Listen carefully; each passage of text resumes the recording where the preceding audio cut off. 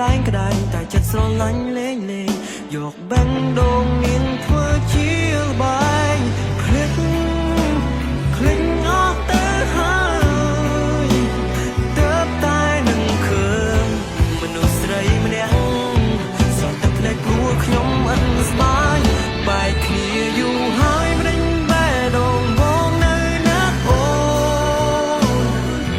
ពេលដែលគ្មានស្នួនទើបបងដឹងខ្លួនថាឯកា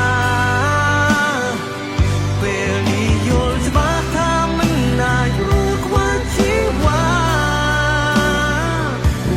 វិញមកណាបងសន្យាមើលថែស្រីគ្មានថ្ងៃទៅចោលអូហេតុអ្វីយើងស្មានចិនចែកផ្លូវគ្នាយ៉ាងបេះដូងមិនអាចទទួលយកបានហេតុផលត្រង់យ៉ាងយើងមានមានសំខំហើយមែនទេសោកស្នេហ៍នេះនឹងមែនទេបេះដូងស្រែងរកគ្នា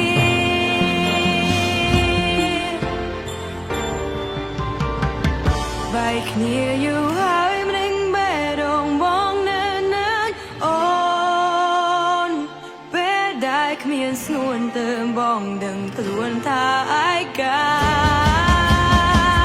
ពេលនេះយល់ច្បាស់ថាមិនអាចរកខ្វះអ្នកណា